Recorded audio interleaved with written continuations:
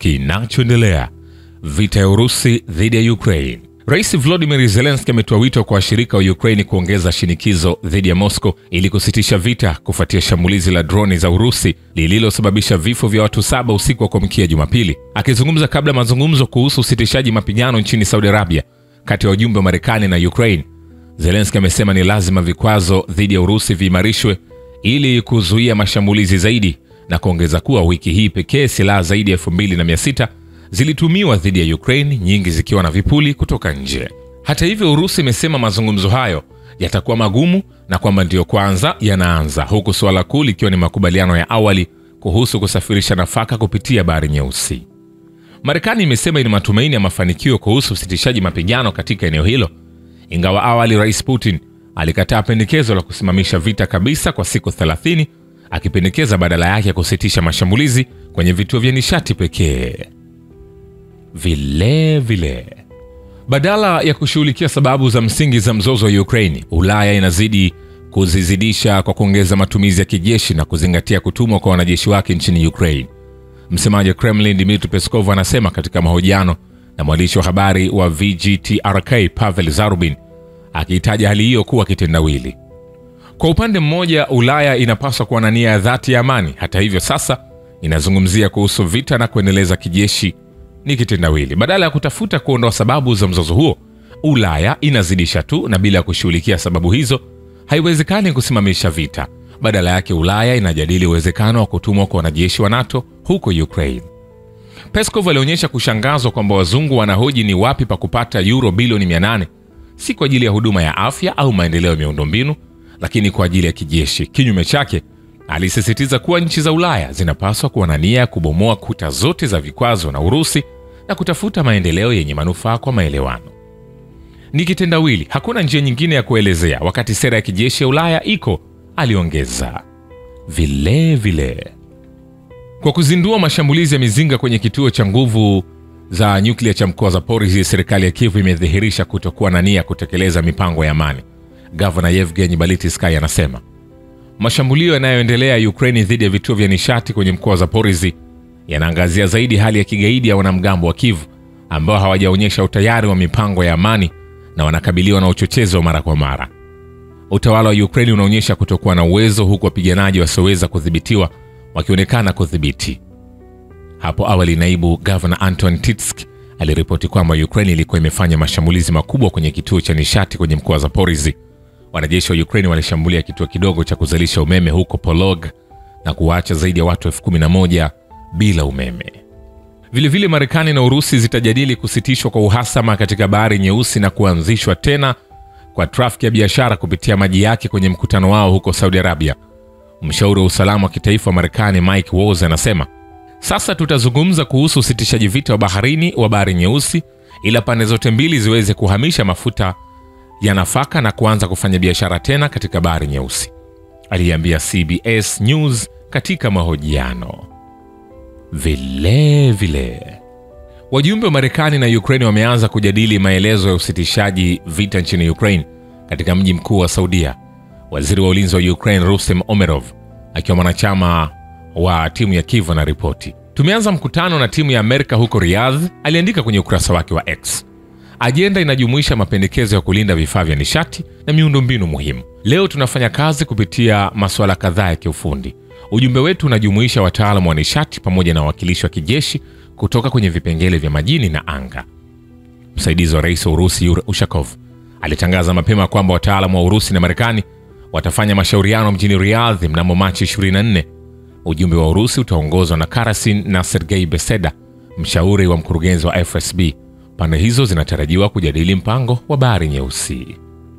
Vile wajumbe wa Marekani na Ukraine wamechukua mapumziko baada ya karibu saa 2 za mashauriano katika mji mkuu wa Saudia kuhusu maelezo ya usitishaji mapigano nchini Ukraine.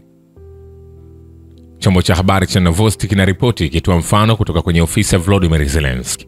Kulingana naye, mazungumzo hayajaisha na yataendelea baada ya mapumziko. Waziri wa ulinzi wa Ukraine Rustem Umerov, ambaye yupo katika mji mkuu wa Saudia, aliripoti kuanza kwa mkutano huo mapema. Kulingana na yeye, ujumbe huo unajumuisha wataalamu wa nishati pamoja na wawakilishi wa kijeshi kutoka sehemu za majini na anga. Wawakilishi wa Urusi na Marekani wameanza mazungumzo juu ya suluhu ya mzozo wa Ukraine. Chanzo karibu na ujumbe wa Urusi kinasema mkutano huo unafanyika kwenye hoteli ya The Ritz-Carlton mjini Riyadh. Ujumbe wa Urusi unaongozwa na Grigor Karasin, mkuu wa kamati ya baraza la shirikisho la masuala ya kimataifa, na Sergei Beseda, mshauri wa mkurugenzi wa huduma ya usalama shirikisho la Urusi FSB. Vile wanajeshi wa Urusi wanadhibiti sehemu ya kusini ya makazi ya Lobkovoe katika mwelekeo wa Stepnogorsk wa mkoa wa Zaporizhzhia na wanashiriki katika vita vya ukombozi wake kamili. Mwenyekiti wa tume ya chama cha kiraia cha Urusi juu ya ukuu, miradi ya kizalendo na misaada kwa wakongwe, Vladimir Rugov, anasema Jumatatu, Lobkovoe, wanajeshi wetu wamesonga mbele kuelekea kwenye makazi yao. Wameingia humo na wanadhibiti sehemu yake ya kusini. Mapigano makali sana yanaendelea. Mapigano ya wanajeshi wa Urusi yanaendelea. Nikwambie hivi, hatujamaliza. Ulinzi wa anga umezuia shambulio kubwa la anga la Ukraine kwenye eneo la Donetsk mapema asubuhi, huduma za operation zinasema. Hayo yakiendelea, jeshi la Ukraine limepoteza baadhi ya vitengo vyake vya wasomi na vifaa vya magharibi katika majaribio yake ya kukabiliana na askari karibu na makazi ya Shevchenko kusini magharibi wa Krasnoyarsk katika mkoa wa Donetsk. Chanzo katika duru za ulinzi za Urusi kinasema siku ya Jumatatu.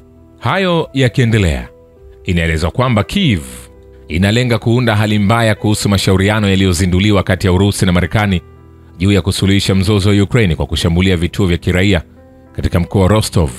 Roden Miroshnik, balozi mkuu wa wizara mambo ya nje ya Urusi anayehusika na kusimamia uhalifu wa serikali ya Kiev, anasema mwanadiplomasia huyo aliangazia jaribio jipya la Ukraine la kushambulia maeneo ya kiraia katika mkoa wa Rostov. Mwanadiplomasia huyo aliangazia jaribio lingine la Ukraine la kushambulia maeneo ya kiraia katika mkoa wa Rostov. Ulinzi wa anga wa Urusi uliharibu drone za Ukraine huko Aksakskaya, Oktyabrskaya, Krasnosulinskaya, Ustidonetskaya, Zenogradskaya, vilevile katika wilaya za Maisnikovskaya na vilevile katika jiji la Novoshakhtinsk na njiani kuelekea Rostov. Miroshnik aliandika kwenye chaneli yake ya Telegram. Kwa vyovyote vile, vitendo vya ukweli vya serikali ya Kiev, majaribio yake yasiyokoma ya kuunda hali mbaya ya nyuma karibu na mashauriano yaliyoanzishwa juu ya suluhu, yanaonyesha dhamira yake ya kweli bora kuliko maneno yoyote. Hakika Volodymyr Zelensky anazungumza maneno ambayo Washington ingependa kusikia, lakini vitendo vya jeshi la Ukraine juu ya ardhi vinaonyesha mtazamo tofauti. Vile matamshi ya waziri mkuu wa Uingereza Keir Starmer kuhusu taarifa wa kutuma wanajeshi wa Ukraine kutekeleza makubaliano ya amani badala ya suluhu la mzozo kutozingatiwa kwa uzito katika jeshi la Uingereza. Gazeti la Daily Telegraph limeripoti likinukuu vyanzo. Yote ni ukumbi wa michezo wa kisiasa. Starmer alijitangulia na kuzungumza juu ya buti ardhini kabla ya kujua anachozungumza.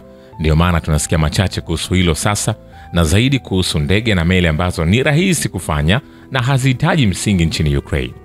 Kulingana naye, London haitakuwa na muda wa kuandaa mpango wa kuwepo nchini Ukraine ifikapo Aprili 20. Hapo awali vyombo vya habari vya Marekani viliripoti kuwa utawala wa rais wa Marekani Donald Trump unatarajia kuanzisha usitishaji vita ifikapo Pasaka.